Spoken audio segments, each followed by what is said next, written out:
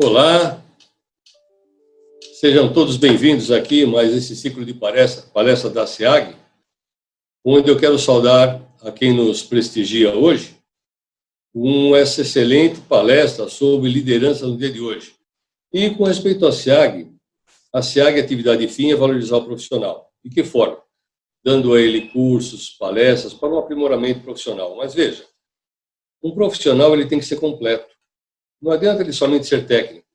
Ele tem que entender a parte comercial, tem que ter um relacionamento interpessoal muito bem, ele tem que se conhecer, ele tem que saber como ele se trata, maneira linguística, como ele vê o público, como o público vê, como ele vende o produto. Então, um profissional hoje ele tem que ser um profissional completo, para que ele possa exercer com qualidade e segurança suas atividades. E é isso que a SEAG permite, através do CREA, né? Esse favorecimento. Eu digo que essa palestra que está acontecendo hoje, assim como o simpósio, curso que nós fizemos, só está sendo possível graças à ajuda do CREA São Paulo. O CREA São Paulo nos favorece com ajuda, num termo de fomento, em termo de colaboração, onde ele nos dá o dinheiro para que nós possamos valorizar o profissional através desses benefícios, palestras, simpósio. Lógico, depois tem que justificar para ele. Mas, para o profissional, isso é fantástico. O profissional ele tem uma visão geral do mercado, né? E eu digo a vocês que a SEAG, hoje, ela tem muitos projetos em andamento e muitos a serem implantados. Por exemplo, temos projetos, como eu falei com o professor Renato, junto aos alunos e os formandos das universidades. Nós temos o ASEAG Mulher, que visa as mulheres profissionais, enfim, muitos projetos. Precisamos da sua ajuda, que você participe conosco nesse processo.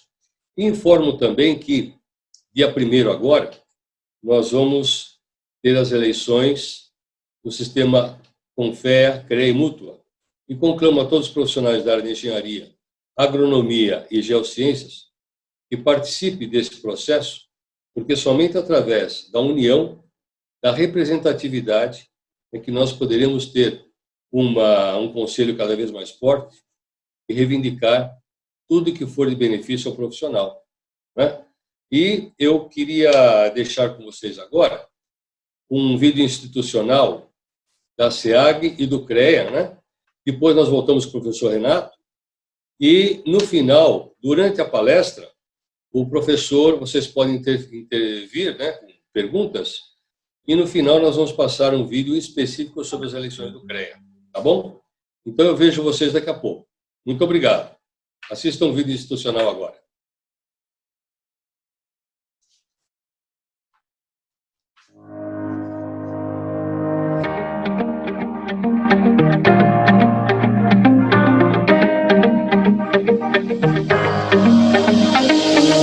A SEAG, nos seus 50 anos de existência, vem representando os profissionais da área de engenharia, arquitetura, agronomia, técnicos e tecnólogos das mais diversas áreas, junto aos órgãos públicos, prefeitura, estado, órgãos como Corpo Bombeiro, CETESB, Vigilância Sanitária, sempre buscando o melhor profissional, a valorização do profissional.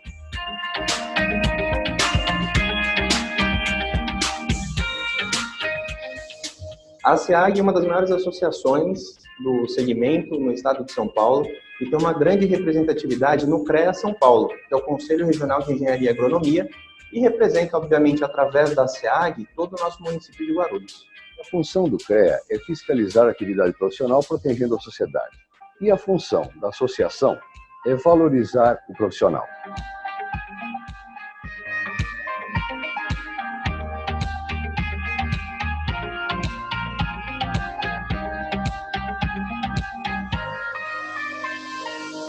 A SEAG hoje participa dos conselhos municipais da cidade, onde ela é chamada para dar opinião técnica referente aos problemas de urbanismo, de sociedade, de desenvolvimento. A importância dela para os profissionais da cidade é muito grande em função das tratativas que nós tomamos, tanto para a melhora dos problemas que nós encontramos, como nossa participação em todas as áreas da sociedade civil.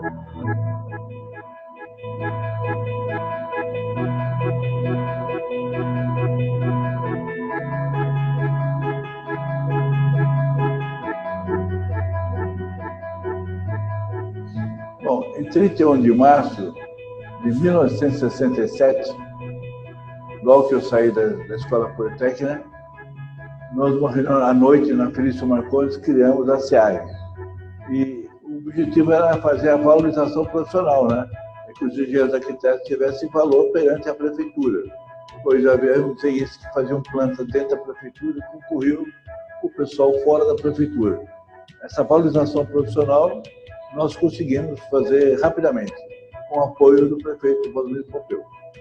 Os profissionais de engenharia e arquitetura da SEAG têm participação ativa nas grandes questões técnicas de planejamento e organização da cidade de Guarulhos. É uma entidade forte, ouvida em todas as esferas da prefeitura, Câmara Municipal e sociedade civil organizada de nossa cidade. E a SEAG busca a valorização profissional. Para isso, realiza cursos, palestras, treinamentos aqui na nossa sede, com valor isento para os associados profissionais da cidade. É mais um benefício.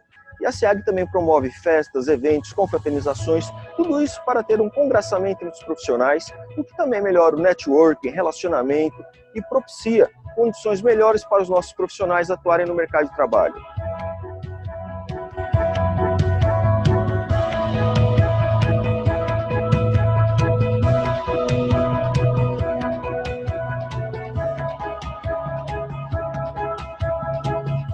Esta é a SEAG. Venha fazer parte conosco. Ao contratar serviços de engenharia e agronomia, exige a ART, Anotação de Responsabilidade Técnica. O que faz o CREA São Paulo? O CREA São Paulo é o Conselho Regional de Engenharia e Agronomia do Estado de São Paulo, uma autarquia federal e o maior conselho profissional da América Latina, ao lado das instituições de ensino que capacitam e das entidades de classe que defendem os direitos trabalhistas e promovem ações de valorização. O papel do Conselho é registrar, habilitar e fiscalizar o exercício de profissionais da engenharia, agronomia e geociências no âmbito paulista.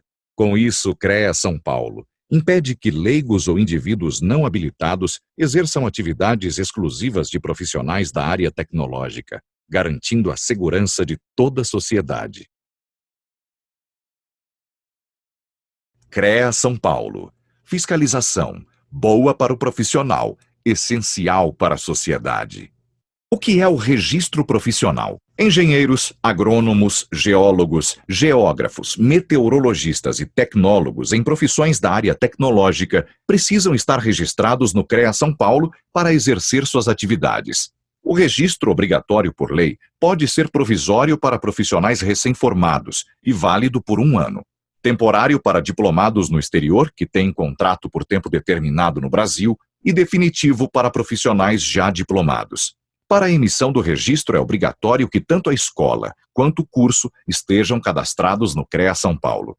Sem a exigência do registro, qualquer um poderia executar obras e serviços que exigem autoconhecimento técnico, colocando a população em risco.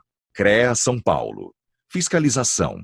Boa para o profissional, essencial para a sociedade. O que é certidão de acervo técnico?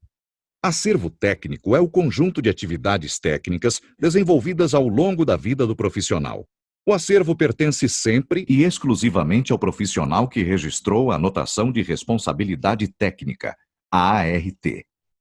A certidão de acervo técnico, conhecida como CAT, é o documento que certifica as atividades registradas no acervo técnico e comprova a experiência do profissional ao longo do exercício de suas realizações. A CAT é imprescindível para a participação em licitações e concursos públicos nas áreas da engenharia, agronomia e geociências. A solicitação da certidão de acervo técnico é feita online. Consulte no site do CREA São Paulo os documentos necessários. CREA São Paulo. Fiscalização. Boa para o profissional, essencial para a sociedade.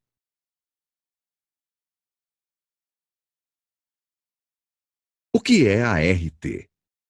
A Anotação de Responsabilidade Técnica, ART, é um documento oficial emitido pelo CREA e indispensável para o exercício profissional da engenharia, agronomia e geociências. A ART certifica quem são os responsáveis pela execução de trabalhos das áreas tecnológicas. Para a segurança de todos, a ART garante que obras e projetos técnicos sejam conduzidos por profissionais habilitados. Além disso, a ART valoriza a atuação profissional, registra sua autoria, resguarda o contratante e o contratado e permite constituir o acervo técnico. Um histórico da atuação do profissional, que tem grande valor no mercado de trabalho. A ART é essencial para a segurança de todos, principalmente da sociedade. CREA São Paulo. Fiscalização. Boa para o profissional, essencial para a sociedade. Funções do Conselho de Classe, Associação e Sindicato. São comuns as dúvidas a respeito do papel de cada instituição na vida do profissional. Para ajudar os engenheiros, agrônomos, tecnólogos e profissionais das geociências, vamos falar quais as responsabilidades do Conselho de Classe, da Associação e do Sindicato. O Conselho de Classe, como o CREA São Paulo, é quem habilita o profissional e fiscaliza suas atividades em defesa da sociedade. A associação é responsável pela valorização profissional. É ela quem realiza palestras, cursos, eventos e atividades sociais de integração. E o sindicato é quem defende os interesses trabalhistas, como questões salariais. É graças ao Conselho de Classe, como o CREA São Paulo, que leigos são proibidos de realizar obras e serviços técnicos das áreas de engenharia, agronomia e geociências. Procure a entidade de classe de sua categoria ou região e siga o CREA São Paulo nas redes sociais. CREA São Paulo. Fiscalização. Boa para o profissional. Essencial para a sociedade.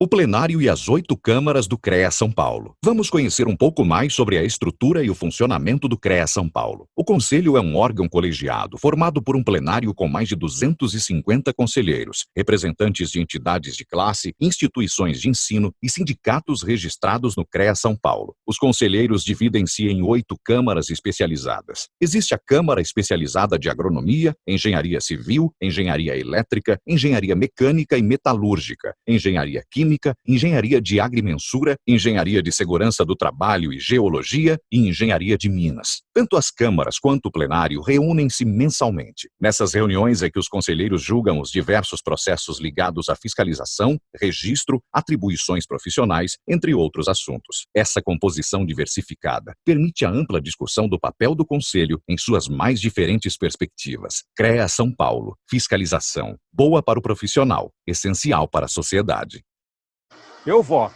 Eu voto. Eu voto. Eu voto. Eu voto. Profissional da Engenharia, Agronomia e das Geociências. No próximo dia 1º de outubro, participe das eleições Confea, CREA, Mútua. Compareça a uma das mesas eleitorais que você escolheu ou com a qual você tem vínculo. Nesses locais, as medidas de prevenção da Covid-19 serão rigorosamente executadas. Faça valer o seu voto. É um compromisso com você mesmo e com sua categoria profissional. Sistema Confea, CREA, Mútua. Eu voto. Eu voto. Eu voto. Eu voto. Eu voto. Profissional da Engenharia, Agronomia e das Geociências. No próximo dia 1º de outubro, participe das eleições Confea, CREA, Mútua.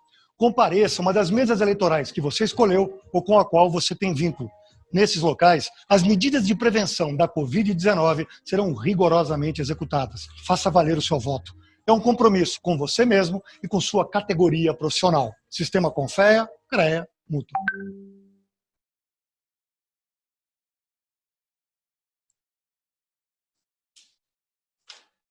Olá.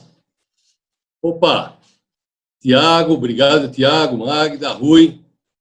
Obrigado, professor Renato. Então, professor Renato, esse que viu aí o que nós vimos no institucional do CREA e da SEAG, para que as pessoas possam ter conhecimento. Agora, com respeito à palestra, liderança nos dias de hoje, né? Hoje nós temos problemas graves, nós já tínhamos problemas das empresas de liderança, né? Mas hoje, com essa pandemia e nós trabalhando em home office, fica mais difícil, não é? Como é que o ser humano trabalha numa situação dessa, não é?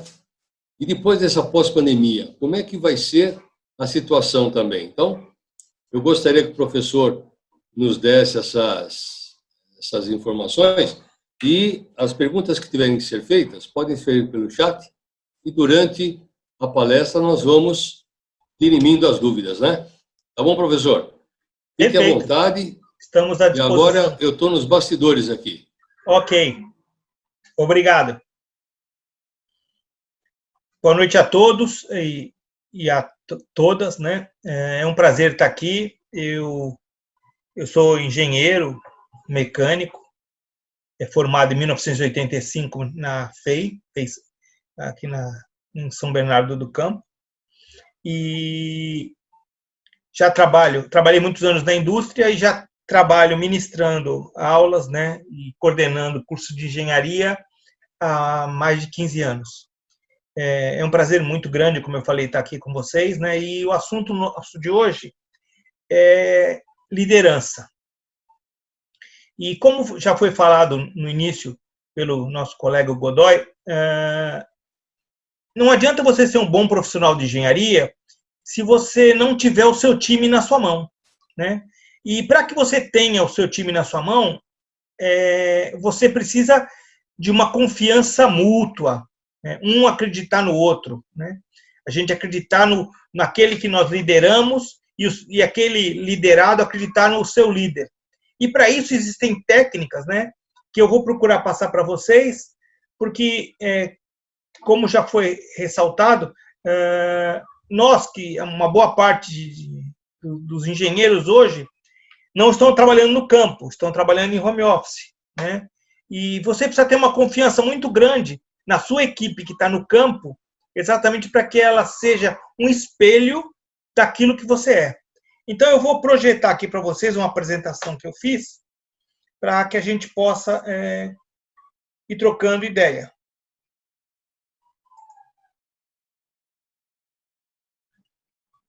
Eu espero que todos estejam enxergando. Então, nós demos o nome da nossa palestra de liderança nos dias de hoje, né? Exatamente para a importância que hoje, mais do que nunca, é dado à liderança, né? E muitas empresas, inclusive, já estão pensando seriamente em não voltar a trabalhar presencial, que a carga de trabalho home office vai existir para sempre, né? Se não me falha a memória, a Câmara de São Paulo tem um projeto de lei onde os subprefeitos de São Paulo e as pessoas das secretarias só precisariam trabalhar um dia por semana presencial e o restante da semana seria home office, exatamente porque aprendemos no caso da pandemia, olhando pelo lado positivo, né, aprendemos que o home office você continua sendo eficiente, né, no que você faz e com um custo muito menor, né?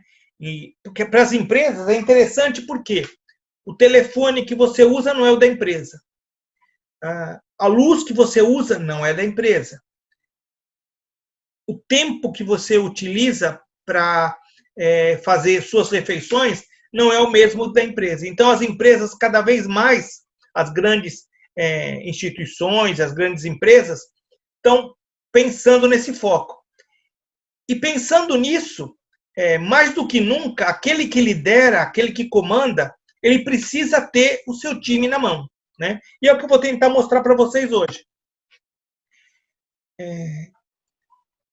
Para que você seja realmente um verdadeiro líder, né, você precisa, antes de nada, ter muita paciência, né? Porque nenhum dos dedos são iguais, né? Os 10 dedos que você tem nas mãos são diferentes um do outro, né? Ah, mas eu tenho 2 polegares, dois indicadores. Não, mas mesmo os polegares e os indicadores, vou dar um exemplo simples. Eles têm a digital diferente, então já são diferentes, né? Então, você como líder, você precisa ter muita paciência para liderar. Você não pode ter problemas de imediatismo, de querer que as coisas aconteçam no seu tempo, no seu modo, né? Paciência é tudo. Outra coisa, o verdadeiro líder, ele tem que ter uma certa disciplina, ele tem que ter um caminho em que ele vai seguir e doutrinar nesse caminho. Então, ele tem que ter uma disciplina, ele tem que seguir uma cartilha, seja feita pela empresa que ele trabalha, seja feita por ele mesmo, né? Outra coisa muito importante no líder, ele tem que ser humilde, né? Não é aquela história de eu acertei,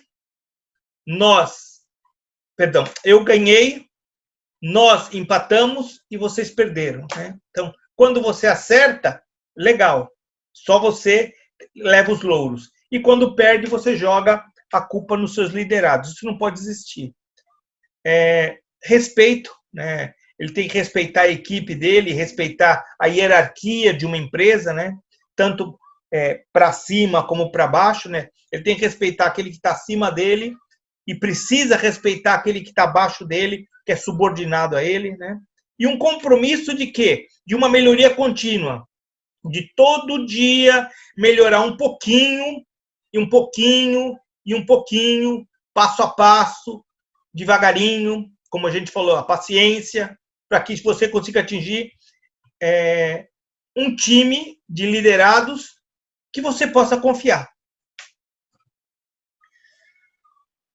Como é que a gente pode definir liderança ou líder, né? É a habilidade de motivar e influenciar os liderados de forma ética e positiva.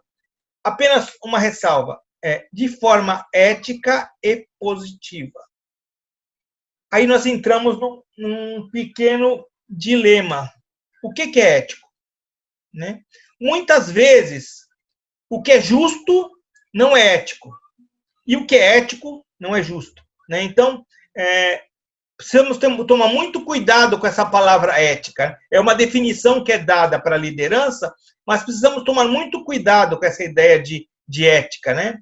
Que a ética, às vezes, pode te levar a uma injustiça. E de forma positiva, quer dizer, você sempre mostrar para a pessoa que você lidera que existe uma luz no fundo do túnel. Mesmo em situações complicadas, sempre ser uma pessoa positiva. Nunca trabalhar com o negativismo.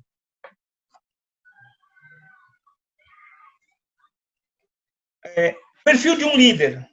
O verdadeiro líder é aquele que ele sabe servir. Antes de nada, ele tem que ser um serviçal. É aquele que trabalha, né, em harmonia com toda a empresa, com toda a sua equipe. E constrói, controla e desenvolve as coisas, né, as propostas, e as dirige para quê? Para que você chegue naquilo que precisa ser feito, que já foi antecipadamente definido. Existem 3 teorias para a liderança, né? Primeiro, traços de personalidade. Uma das teorias para a liderança diz que o cara já nasce líder, né? Não tem o cara nasce, vem de berço, o líder vem de berço. Eu até concordo com isso. E pegando como exemplo o jogador de futebol, né? Concordo e discordo. Por quê? Vamos pegar o exemplo do jogador de futebol. O bom jogador de futebol, o craque, ele já nasce craque. Mas ele só se transforma num craque mediante treinamentos. O treino diário, o treino todo dia, o treino a todo momento. Vamos pegar aquele cara que é perna de pau, como falam por aí. Se ele treinar, se ele se esforçar, lógico que talvez ele não chegue no nível de um craque. Mas com certeza ele vai ter, vai aparecer. O nariz dele vai ficar fora d'água. Ele vai ficar diferente da maioria. Então, lógico, o líder muitas vezes ele é nato. Mas mesmo aquele que não é líder nato, se ele for muito bem treinado, ele consegue exercer a liderança, né? Lembrando que o cara que já é líder nato, ele consegue exercer a liderança com pouco treinamento. né?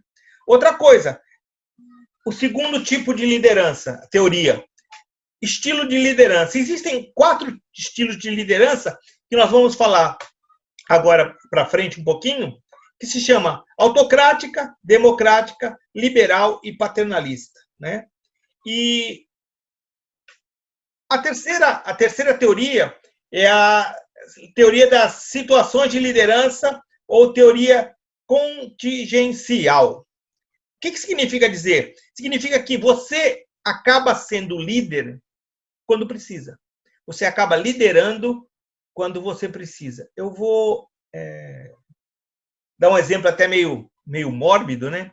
Muitas vezes você tem na sua família uma pessoa que ela é um zero à esquerda, né?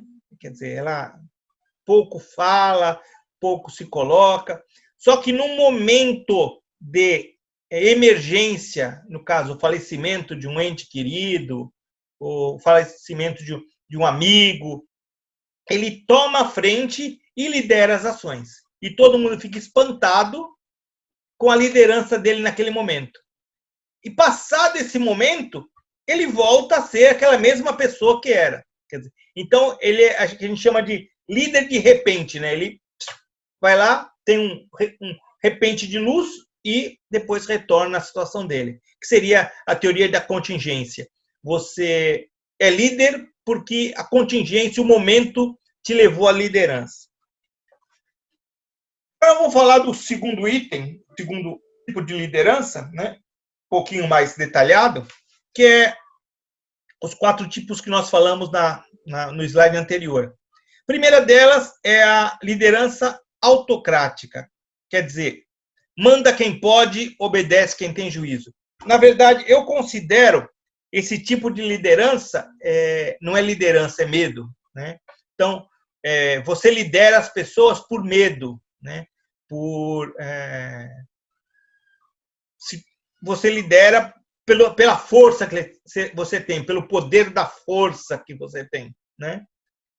Uma teoria, uma liderança democrática. É aquela liderança que, para mim, é a mais positiva. Que é assim, você ter o seu time na sua mão, todos terem voz de ação, né? Todos poderem falar, todos poderem, em alguns momentos, exercer a liderança, e você aceita isso de maneira tranquila e você encaminha a sua liderança para que todos possam, em algum momento, tomar a frente em alguma ação. O terceiro tipo, que nós chamamos de liderança liberal. Vamos lá, cada um faz do seu jeito e tudo bem. Os fins justificam os meios, vamos embora, entendeu? Isso não funciona. Pode funcionar em pequenos momentos, mas é o tipo da liderança que, com o passar do tempo, ela vai morrer. Você vai ficar... o tipo da liderança que vai ser descoberta como não sendo uma liderança, como se fosse algo leviano, e acaba caindo por terra. E a liderança, a quarta liderança, se chama a liderança paternalista. É aquele cara que ele é líder e, na verdade, ele é pai, né? Ele não permite que a sua equipe bata a cabeça, ele não permite que a sua equipe erre. Quando a equipe erra, ele assume o erro pela equipe e ele procura trazer todo mundo como se fosse um verdadeiro pai, né? A sua equipe como um verdadeiro pai. Isso é muito cômodo, por quê? Ele não cria zonas de conflito. Tudo que os seus liderados lhe solicitam, ele executa com a maior, com a maior tranquilidade para quem está vendo de fora. Mas muitas vezes ele tem que vender a alma, né, para poder exercer esse tipo de liderança. Que também é o tipo da liderança que, com o passar do tempo, ele perde o respeito, né, e acaba também indo por terra, né? Então, retornando, para mim, o melhor tipo de liderança que existe é a liderança democrática. É aquela que todo mundo fala, todo mundo consegue agir, todo mundo pode enxergar a luz no fundo do túnel e caminhar todos juntos para o mesmo objetivo.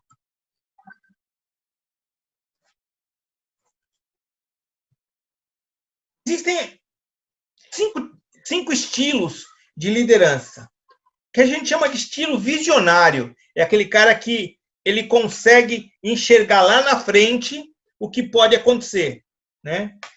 Ele tem a visão ampla do momento e tudo aquilo que vai acontecer lá na frente, né? O estilo conselheiro é aquele que fala, olha, gente, cuidado, se caminharmos por aí, nós vamos ter problema, né? O estilo relacional, que é aquele que eu falei que acaba sendo democrático, que é o estilo onde as pessoas se interrelacionam e conseguem trabalhar de uma maneira mais saudável. E tem o estilo pressionador, é aquele que fala assim, olha, gente, é para amanhã, tem que fazer para amanhã. Você precisa executar para amanhã e não tem outro prazo, né? E ele sabe, no fundo, que ele está pedindo para a pessoa fazer para sexta-feira, mas, na verdade, pode ser entregue na segunda. Só que ele quer ter o conforto de passar o fim de semana tendo certeza que foi feito, né? Por que ele vai falar que precisa fazer para segunda, sendo hoje uma quinta-feira? Porque se ele falar isso, ele corre o risco de ter problemas durante o fim de semana e ele ter que assumir a sua liderança. O estilo dirigista é aquele que o cara vai dirigindo a sua liderança à medida em que as coisas acontecem. Ele não tem um norte, um caminho. À medida em que as coisas vão acontecendo, ele vai mudando o seu aspecto de liderança e vai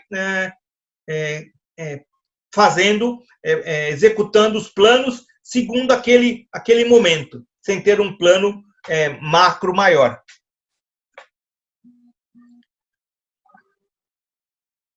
Quais são as grandes oportunidades do líder, né?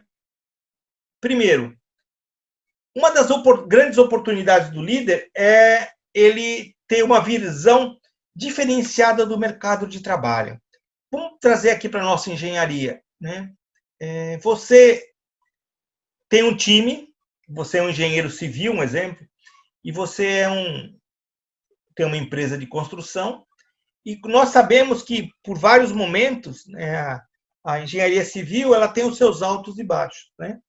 Então, o que acontece? Ele tem que estar, o líder, o engenheiro líder, ele tem que ter preparação, ele tem que informação de como estão as coisas, para poder falar para a sua equipe, olha, gente, a situação agora está ruim, mas tende a melhorar. É o que a gente fala lá para os meninos lá na Anhanguera, né? Com relação às engenharias. Às vezes o cara fala assim, pô, mas Lobo, eu vou parar de estudar, parar de fazer engenharia, porque eu vou fazer engenharia mecânica e as empresas mecânicas estão dando férias coletivas, estão parando, e eu estou preocupado, e não me dá futuro. É a hora que eu falo para o aluno assim, olha, gente, é o seguinte, o momento de estudar é agora. Porque se você parar de estudar agora, a hora que o mercado voltar ao ápice, você vai ter 5 anos para se formar. É o caso da engenharia civil, que eu acabei de falar. Você, muitas vezes, a engenharia civil para as construções. É a hora que aquele aluno que faz engenharia civil, ele tem que estudar. Por quê? Se você é um líder e tem visão disso, você vai falar para o cara, companheiro, é o seguinte, quando você se formar, daqui 5 anos, é quando o mercado vai estar subindo. E você vai estar no casco para assumir a sua função de engenheiro. Outra coisa que é uma oportunidade do líder, né? Verificar no empregado ruim a oportunidade de crescimento. Na verdade, é assim, nem todo mundo é maravilhoso e nem todo mundo é ruim de tudo. O verdadeiro líder, o que ele precisa fazer? Ele precisa enxergar, mesmo naquela pessoa, que é o seu subordinado, que é o seu liderado, aspectos bons. Todo mundo tem um aspecto bom. O bom líder é aquele que enxerga esses aspectos bons, porque muitas vezes o liderado, ele nem tem noção disso. Ele não tem ideia de que ele é bom naquilo. Você como um bom líder, você tem que mostrar para ele que ele é bom naquilo, incentivá-lo a fazer e, a partir daí, criar nele confiança, né? O bom líder é aquele que confia na sua equipe e transmite confiança. Outra oportunidade que o verdadeiro líder ele tem. O que é desvantagem, o que é coisa ruim, ele conseguir virar e transformar em coisa boa. É o caso que eu acabei de falar da tal da pandemia, né, que a gente está passando. Quando nós ficamos em casa em março, começamos a trabalhar em home office em março, todo mundo via um grande problema. Vai todo mundo voltar para casa, vamos ter que trabalhar de casa, vai ficar difícil, vai ser complicado. Hoje as empresas, como eu falei no início, já estão vendo o que era uma desvantagem, o que era um problema, se transformar numa vantagem. Eu dou como exemplo o seguinte, eu tenho uma sobrinha que ela é fisioterapeuta e quando da pandemia ela teve que fechar. Ela tem uma clínica de pilates, ela teve que fechar a clínica de pilates dela porque a própria legislação obrigava a isso. E ela fez de um limão uma limonada, né? Ela começou a chamar as alunas dela para aulas em vídeo e começou a ministrar essas aulas de pilates em vídeo. Hoje você fala para ela, você quer voltar? Ela fala, não. Porque os meus alunos se adaptaram tão bem em fazer em casa e eu me adaptei tão bem em dar aula em casa que dificilmente eu vou voltar para o estúdio de pilates. Com isso, ela vai ganhar o quê? Não vai pagar aluguel, não vai ter que pagar manutenção do local, secretária, tudo isso acaba desaparecendo. Então, o verdadeiro líder é aquele que enxerga nas desvantagens as oportunidades. Consegue transformar um limão numa limonada, ou melhor ainda, numa caipirinha, né? Quais são as grandes estratégias que um líder tem que ter? Primeiro, buscar parcerias em outras organizações. É o que a gente chama de benchmarking, né? É o cara ir buscar quem sabe para lhe ajudar. Eu lembro que quando eu me formei em 1985, existia o tal do segredo industrial, né? Não podia ninguém visitar, não podia ninguém ver, né? O seu processo ele era escondido. Então, o cara desenvolvia alguma coisa e ficava para ele, para a empresa dele. Mas, com o passar do tempo, as organizações foram vendo o seguinte, que aquele que desenvolveu, aquela pessoa que desenvolveu, amanhã ela vai estar no concorrente, ela pode estar no concorrente. E aquela ideia de manter tudo fechado caiu por terra. Hoje as empresas são extremamente abertas. Até porque o concorrente visita o concorrente exatamente para ver aquilo que ele faz e tentar atingir igual, ou até melhor, né? Fazer igual ou atingir melhor. E assim, as empresas viram que a concorrência ela é saudável, né? Por quê? Porque te obriga a você desenvolver cada vez mais. Eu fui professor do Senai São Paulo e o exemplo que eu vou dar é assim, é uma empresa até aqui próximo, né, em Santa Isabel, que se chama Paramount Lançu. E a Paramount Lançu, primeiro, é a única empresa grande de lã, né, do Brasil e da América do Sul. É a maior empresa de lã do Brasil e da América do Sul. Era, né? E há uns 15 anos atrás, saiu uma reportagem onde ela foi considerada a melhor fabricante de lã das Américas. Imediatamente, o diretor industrial da empresa, o seu Gabriel, procurou o Senai para quê? Para que o Senai criasse um curso de melhoria contínua, de desenvolvimento de projeto para os seus líderes. Por quê? Porque, a partir daquela reportagem, a Paramount lançou, não tinha mais concorrente. Ela era a melhor. Então, o que seu Gabriel, como um bom líder, procuram fazer? Trazer o Senai para criar uma nova expectativa, uma nova esperança para aqueles que trabalham, né? Uma outra estratégia que é usada é procurar sempre aperfeiçoar o seu profissional que é liderado. Até uns anos atrás, inclusive eu passei por isso, treinamento era custo. Não podia tirar o funcionário para treinar durante o horário de trabalho, quer dizer, ele tinha que treinar em outra jornada. Muitas vezes aconteceu isso até comigo. E isso caiu por terra, porque a verdadeira liderança, ela enxerga que quanto mais o liderado estiver aperfeiçoado, melhor as condições. É onde a gente cria, em qualquer indústria, seja mecânica, civil, aeronáutico, o que for, a gente cria aquele profissional que nós chamamos de coringa, né? Ou multifuncional. É aquele cara que faz tudo e sabe de tudo um pouco. Por quê? Porque ele foi treinado para isso. Ele teve a oportunidade de treinar.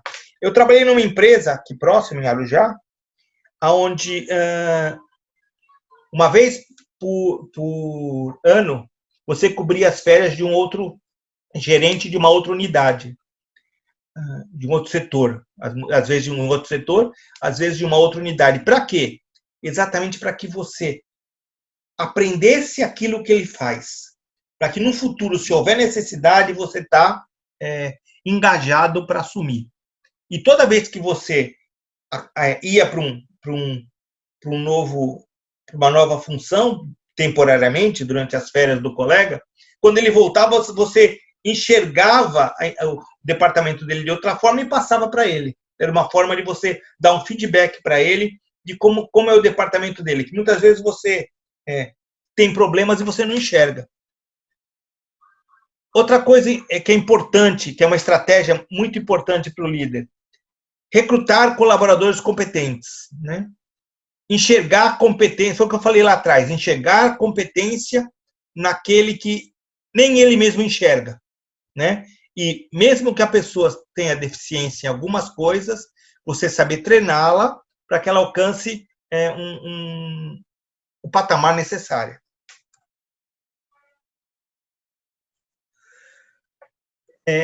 O bom líder, ele sempre organiza conferências, reuniões, seminários e assim por diante. E aí eu parabenizo o Godoy, o engenheiro Godoy, do fato dele fazer esses seminários, essas conferências, essas reuniões. Por quê? Porque ele está envolvendo a nossa categoria, né, engenheiros, arquitetos, agrônomos, para que nós sejamos mais fortes. Eu costumo falar para ele, já falei várias vezes, que eu tenho muita preocupação com a nossa categoria, né? Porque se nós não nos reciclarmos, não nos desenvolvermos, não acreditarmos no nosso potencial, a gente corre o risco de sumir. Ah, mas a engenharia nunca vai sumir. A engenharia existe desde a época da carochinha, desde a Idade Média. Sim, gente, mas nós sabemos que a tecnologia criada por nós, engenheiros, pode tomar funções que, para nós, eram essenciais, né? E se nós não nos prepararmos com seminários, com conferências, com reuniões, para achar um outro caminho, uma outra brecha para poder desenvolver, a gente vai acabar morrendo na praia. Pego a minha profissão como exemplo. Eu sou engenheiro mecânico têxtil.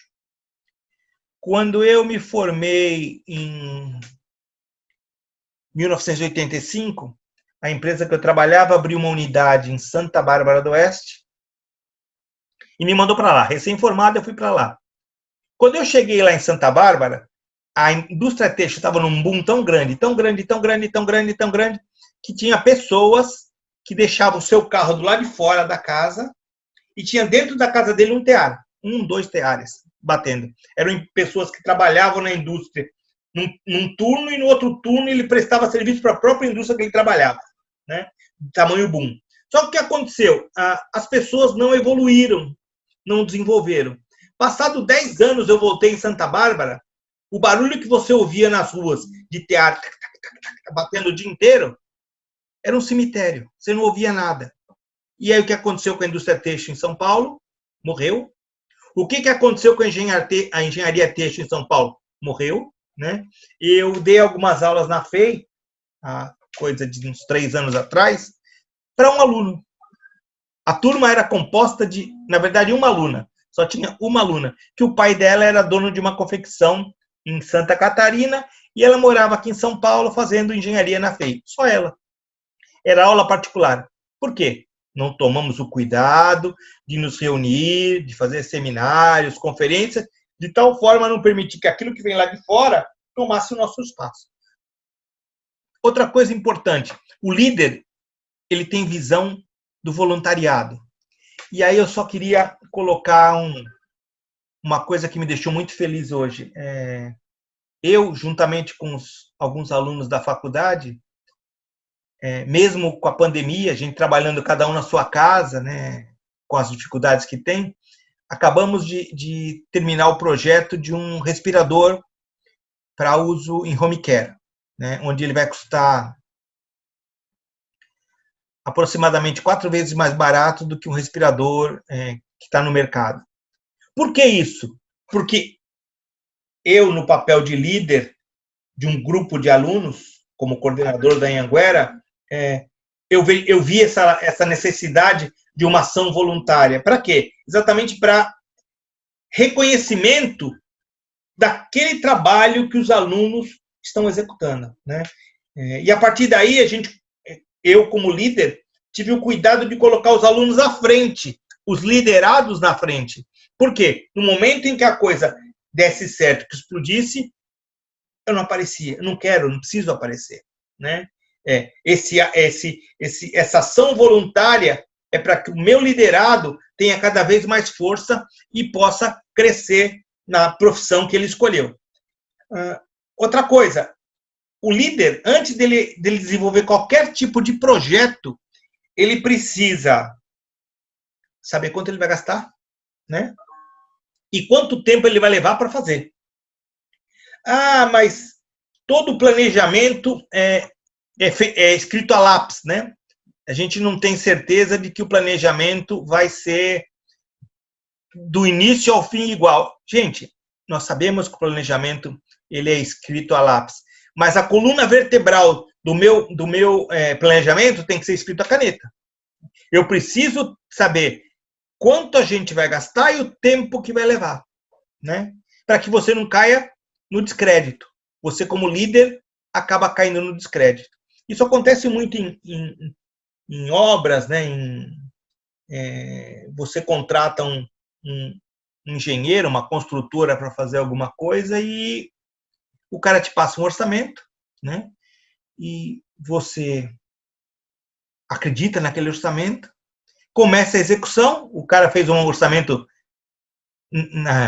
de qualquer maneira, começa a execução e o orçamento, né? O que acontece? Ele como profissional da área de engenharia, ele cai no descrédito.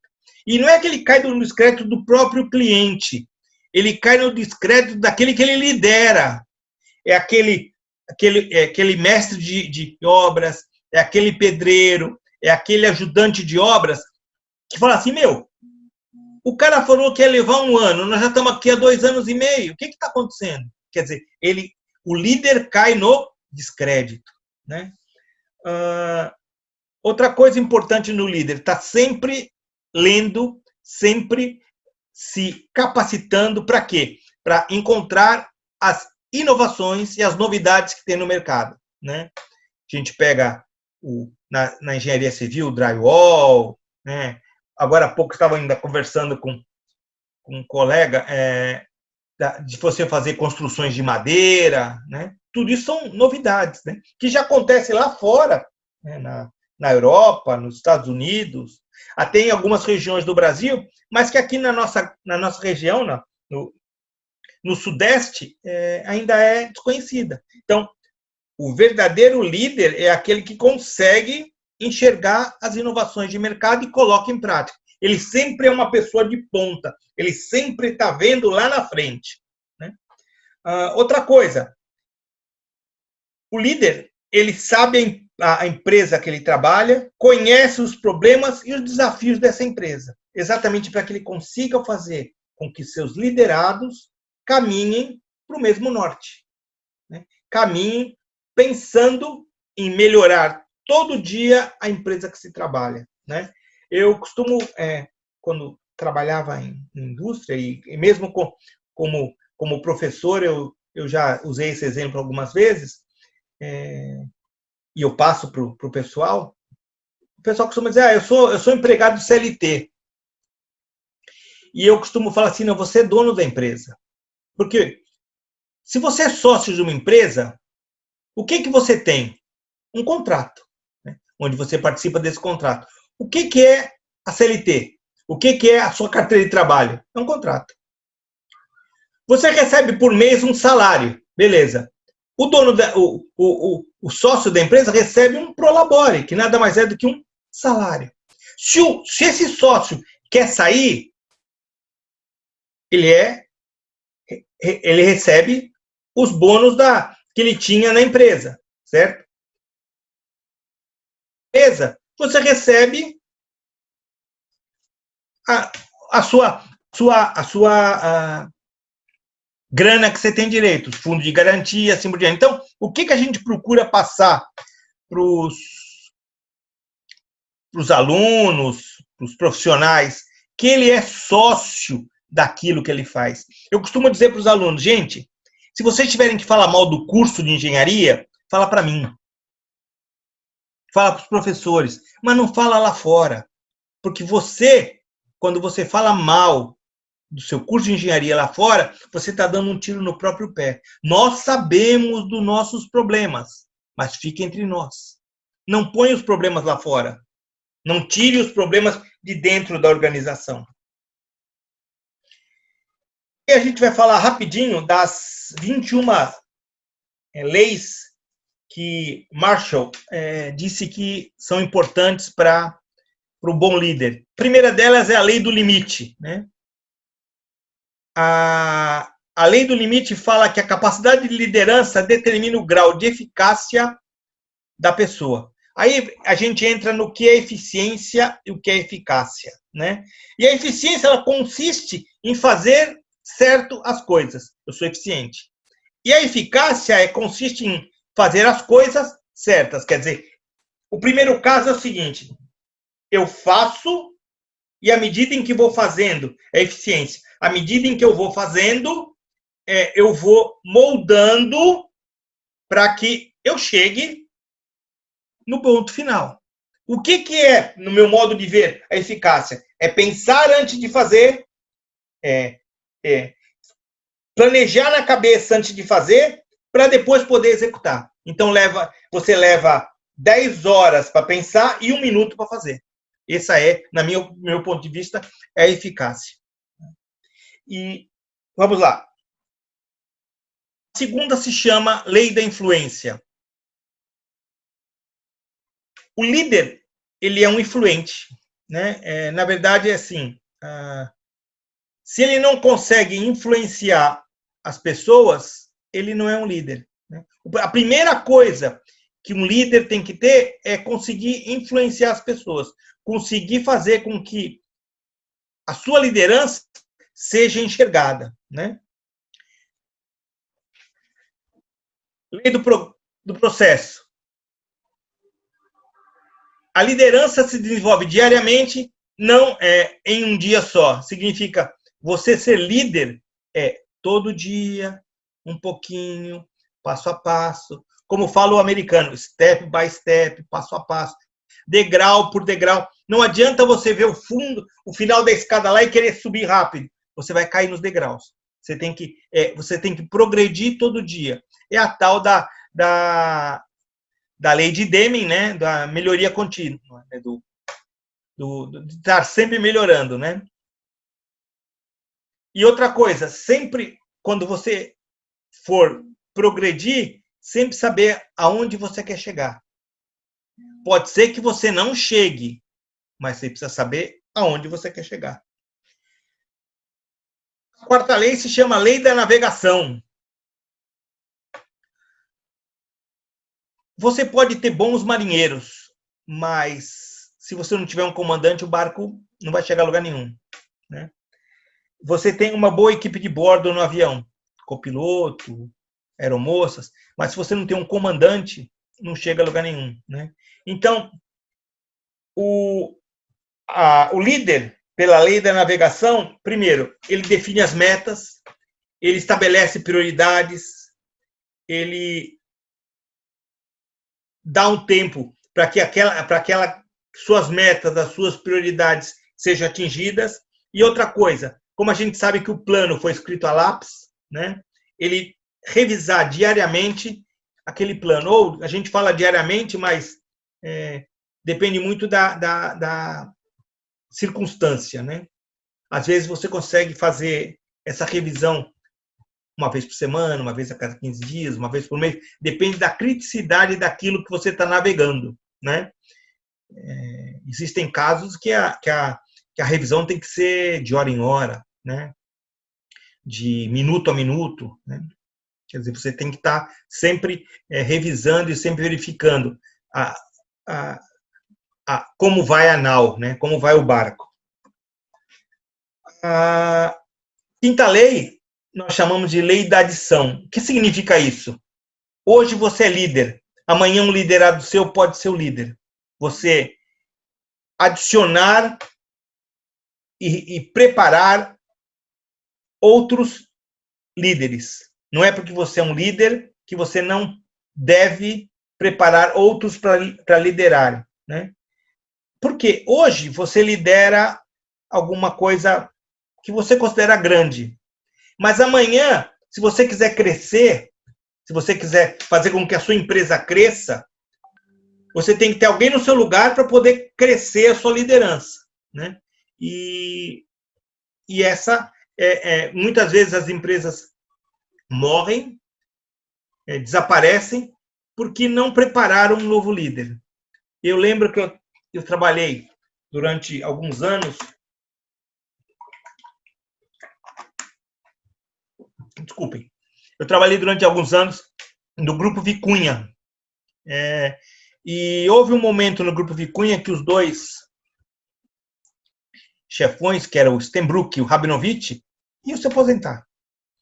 O que eles precisaram fazer? Preparar os seus filhos para assumir o papel de liderança, né? Por quê? Porque eles não prepararam desde pequeno. Eles, quando abriram os olhos que eles iam parar de trabalhar, eles não tinham líderes, não tinham pessoas para liderar. Então, houve necessidade de procurar coaches para preparar esses líderes, para poder assumir o lugar deles. E a ideia que eles tinham de parar ano tal teve que ser postergada por pelo menos mais 5 anos.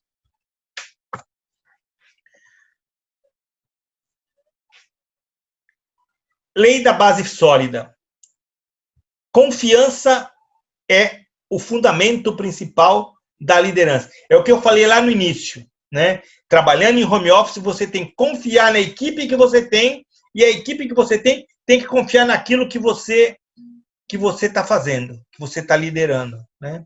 A equipe liderada tem que acreditar no seu líder, e o líder tem que acreditar naquele que ele lidera, né? É uma estrada de ida e volta, né?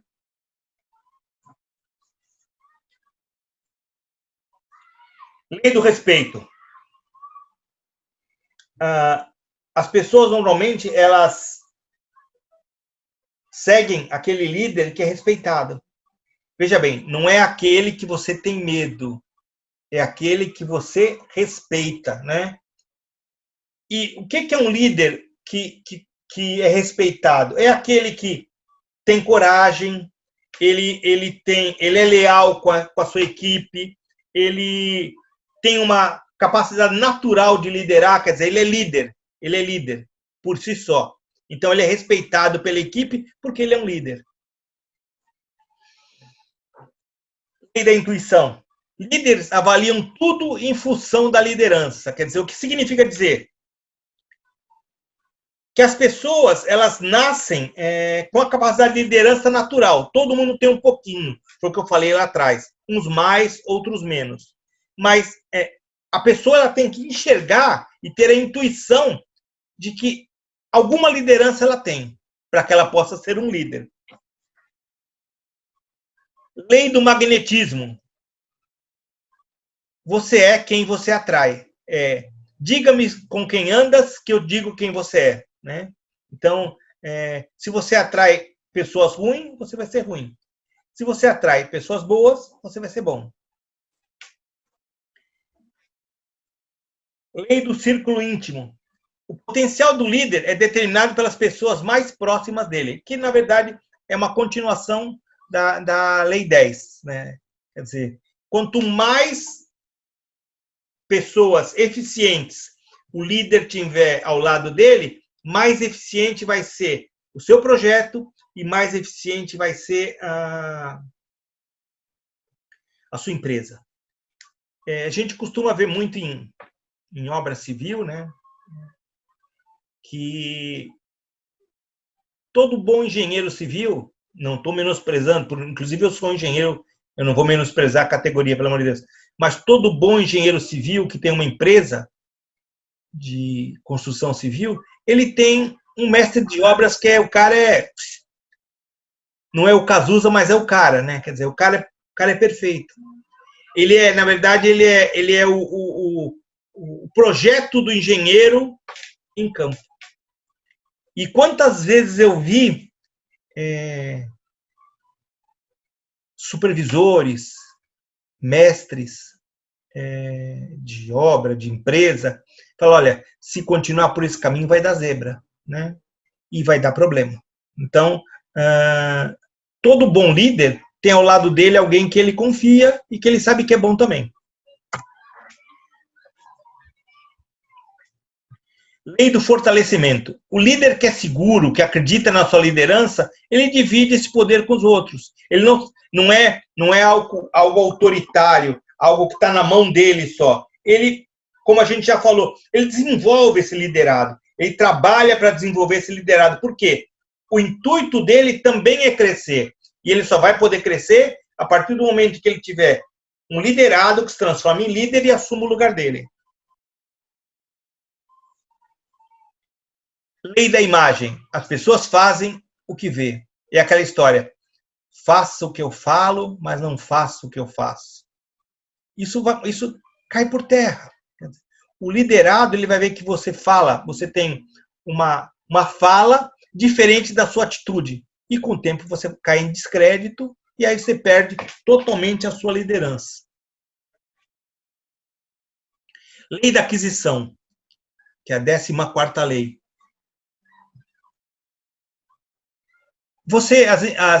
As empresas e os liderados, eles aceitam o líder depois que ele demonstra seu plano. Né? Você não aceita o líder porque você acha ele bonito, os olhos verdes, simpático, moreno. Não, você aceita mediante os planos que ele expõe para os liderados. Lei da vitória. Mesmo em situações difíceis, o bom líder é aquele que sempre mostra à sua equipe que existe uma oportunidade de vencer e abre o leque para que a sua equipe dê ideias para sair daquele momento difícil, daquela crise. É o que tem acontecido no caso com a nossa querida pandemia aí. Como eu falei agora no início, quando se começou a ficar dentro de casa, todo mundo achou que era o caos. Não, olha, vai acabar tudo, vai ser problema. Eu conheço pessoas, amigos, que foram no mercado e compraram um monte de coisa. Não, vai faltar tudo, não sei o quê. E o que acontece? Bem ou mal, os líderes que nós temos mostraram que a coisa era um pouco diferente. E nós estamos entrando numa situação hoje onde o que era problema acabou sendo uma solução. Lógico, a grande solução da pandemia vai ser o dia que sair a vacina. Mas, né, eu coloco meu filho como exemplo. Ele teve a sorte de se formar médico final do ano passado. Hoje, ele tem uma habilidade imensa de fazer traqueostomia e fazer intubação, que ele falou, pai, eu ia levar 50 anos para aprender. E aprendeu na marra em 4, 5 meses, porque precisou. Então, ele conseguiu, de um problema, transformar-se no vitorioso. Né? Numa situação, transformar-se no vitorioso. Lei do grande impulso. Tem um ditado que fala que até o empurrão te joga para frente, né? Então, o melhor amigo de um líder, ele acreditar no impulso que ele tem, na capacidade que ele tem de impulsionar e mudar o que se torna possível e às vezes até o que se torna, que no momento inicial parecia ser impossível. Lei das prioridades. O bom líder é aquele que, dentro de uma situação onde ele tem várias estradas a seguir, ele vai dando prioridade a cada uma delas. E aí existem duas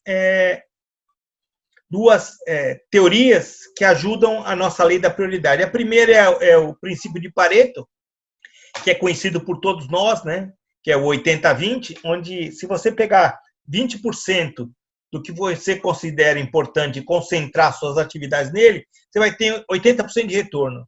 E essa lei de Pareto, o princípio de Pareto, é verdade, funciona. Se você souber escolher esses 20%, você vai ter 80% no mínimo de êxito.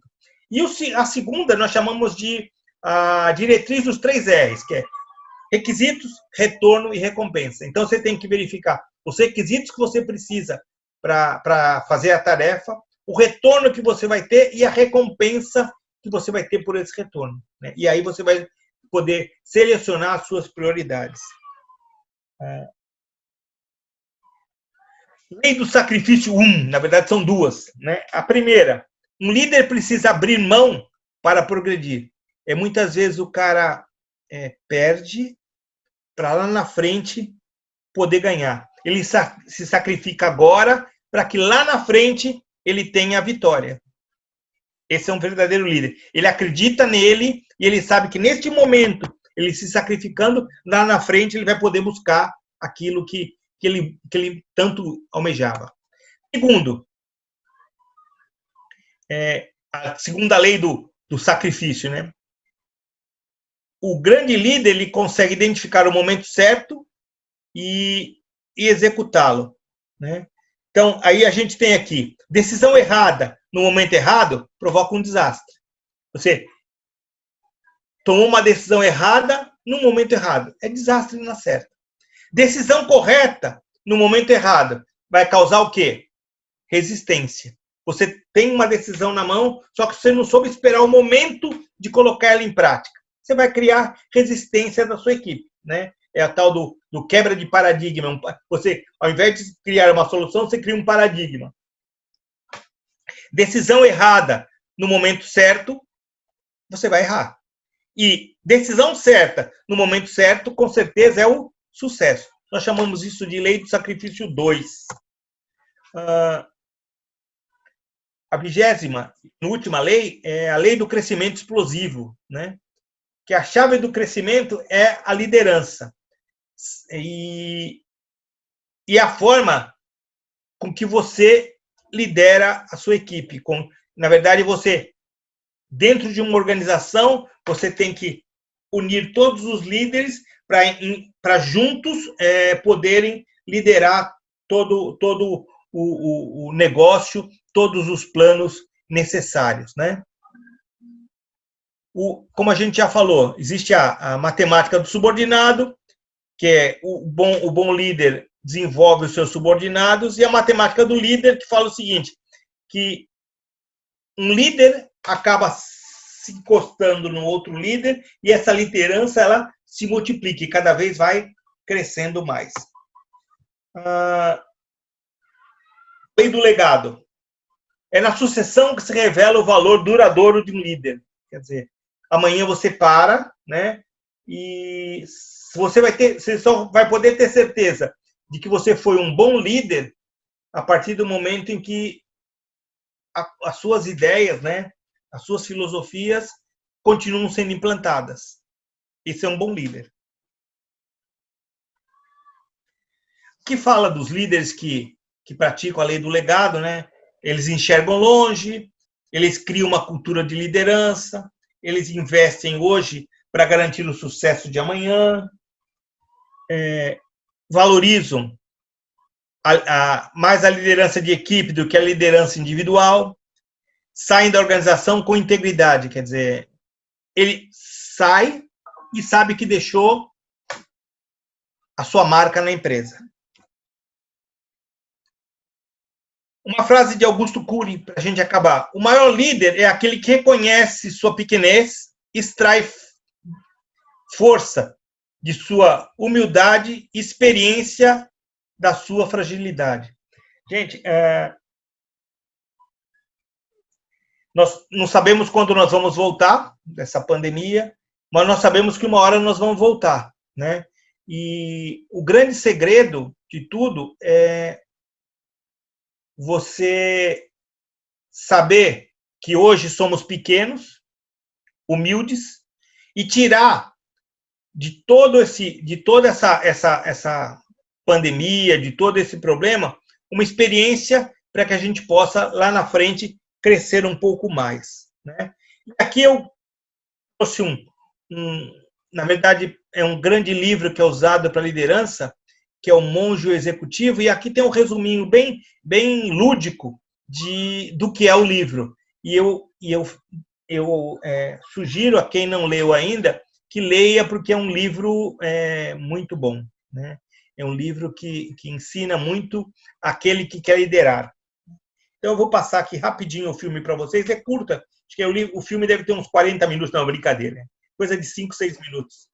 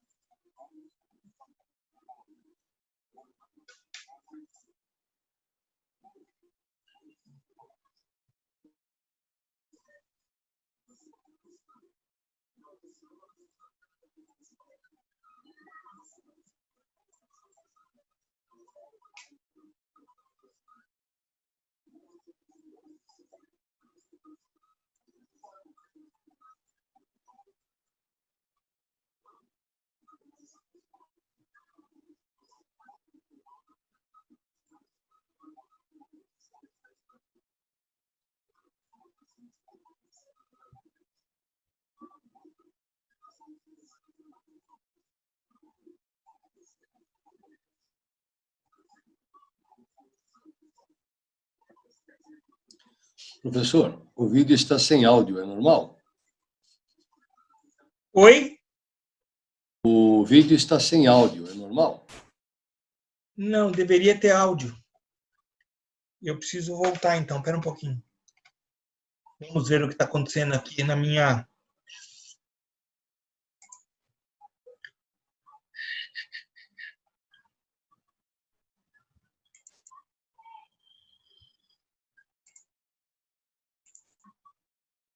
Acho que agora vai funcionar.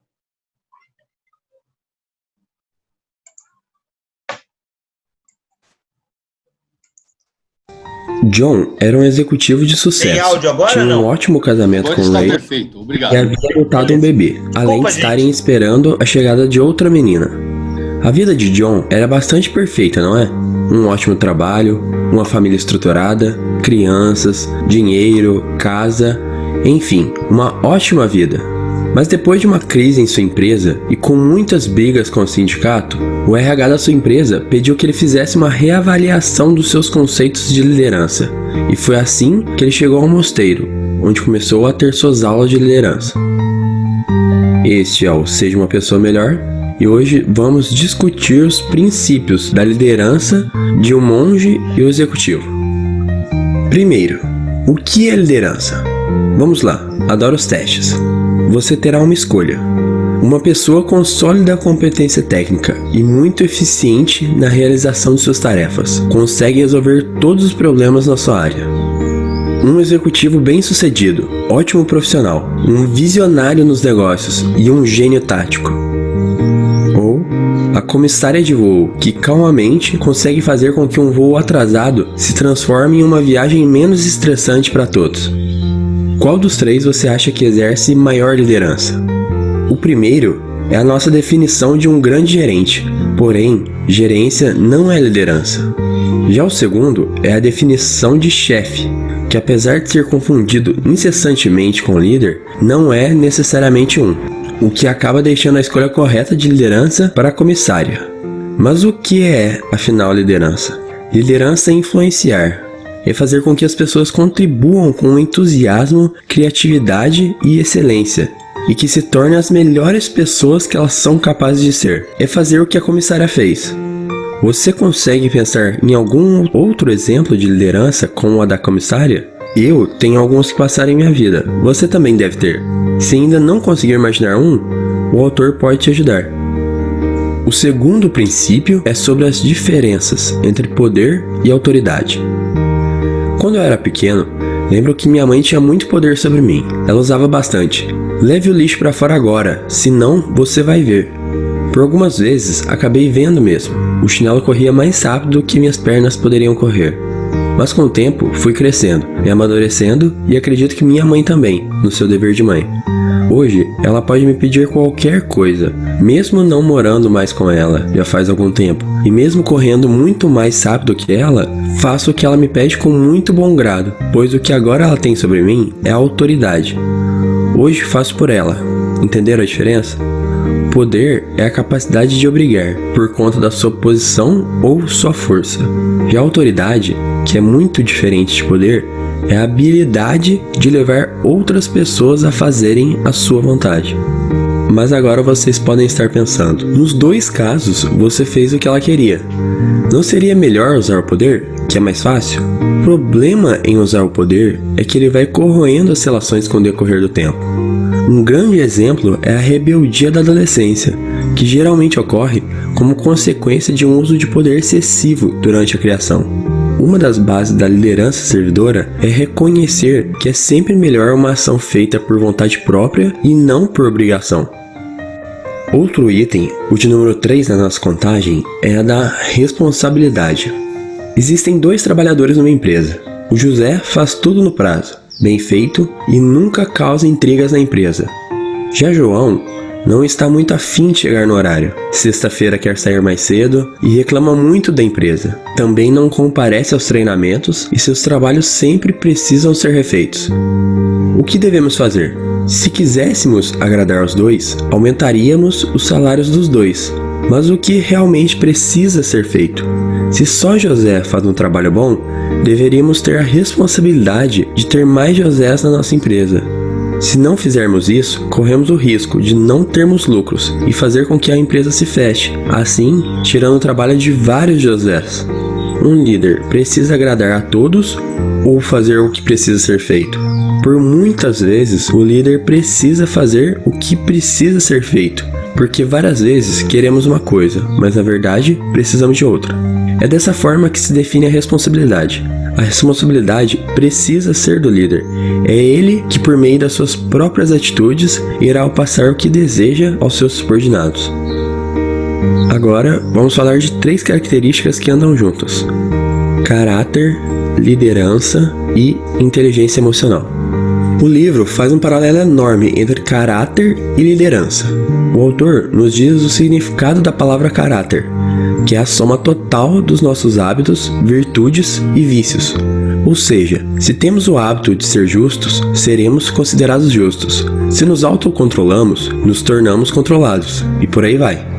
Quando comportamentos são praticados de uma forma sistemática ao longo do tempo, mudanças reais e permanentes podem ocorrer, e isso será chamado de nosso caráter. E caráter é a base da liderança servidora. No final das contas, é isso. Para quem você quer fazer as coisas? Para as pessoas de caráter, ou seja, para os líderes. Quem já viu meu vídeo sobre o livro Inteligência Emocional, de Daniel Goleman, já pode ter percebido que inteligência emocional e liderança andam também lado a lado. E o próprio Daniel Goleman disse que a palavra que define inteligência emocional é o caráter. Todas elas andam lado a lado, evoluindo uma, a outra também evoluirá. E por último, dar motivação às pessoas. Muita gente ainda acredita que só com o dinheiro que se consegue a motivação necessária, mas esquecem de uma ferramenta muito mais forte e que, inacreditavelmente, poucas pessoas usam: o elogio. Uma vez ouvi isso e repito aqui: posso encontrar a pessoa mais forte do mundo, mas mesmo ela será vulnerável a um elogio. Quem no mundo não gosta de um elogio sincero? Dar motivação é, na verdade, entender a importância de se criar um ambiente saudável para as pessoas crescerem e terem sucesso. E dar um elogio é só uma das formas de motivação. É só pensar em trabalhos voluntários. Como as organizações conseguem fazer com que as pessoas as ajudem de graça? Existem várias formas de se motivar e motivar os outros.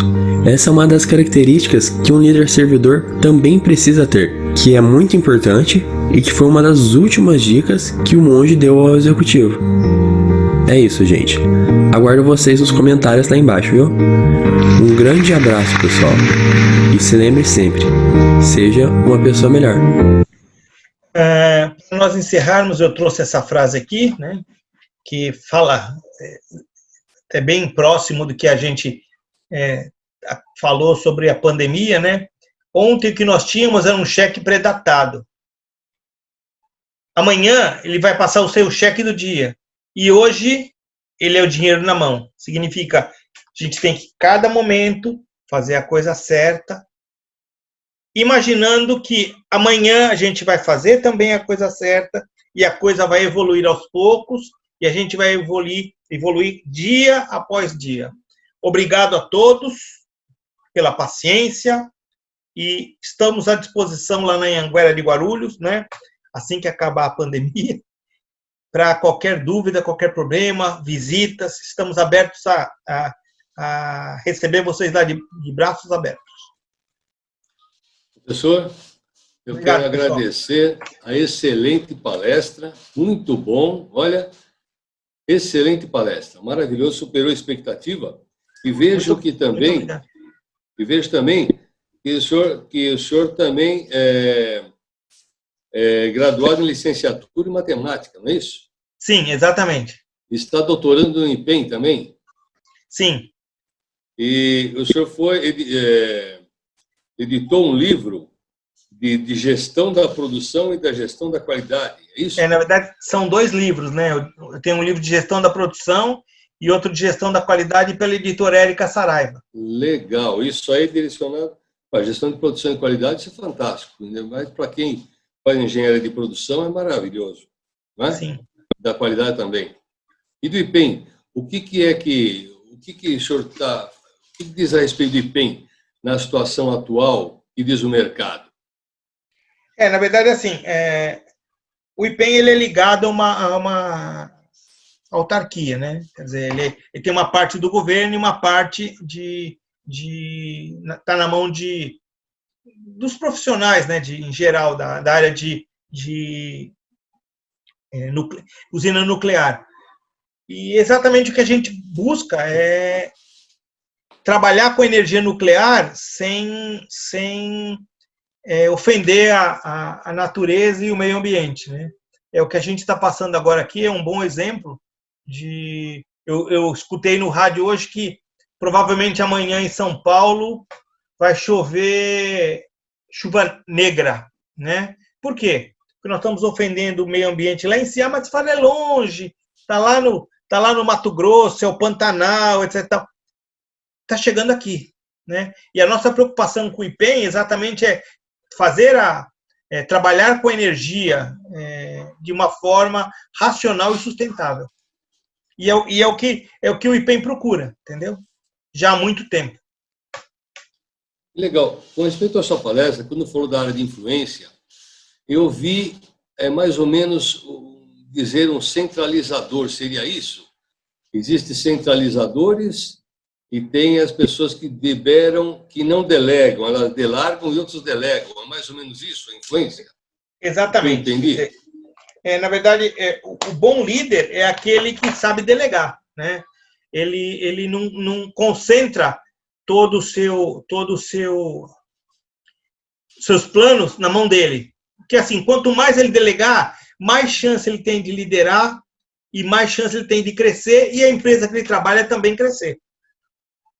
Então, a grande chave do líder é saber dividir, não segurar o plano na mão dele. Quer dizer, quanto mais claro e mais transparente for o seu plano para os seus liderados, maior chance ele tem de êxito. Dando a liberdade para que todos trabalhem, né? Sim, lógico. Em busca de um objetivo comum. Na verdade, liberdade sem levianismo, né? Fazer a coisa certa, mas não fazendo a coisa, como a gente fala na gíria popular, na porra louca, né?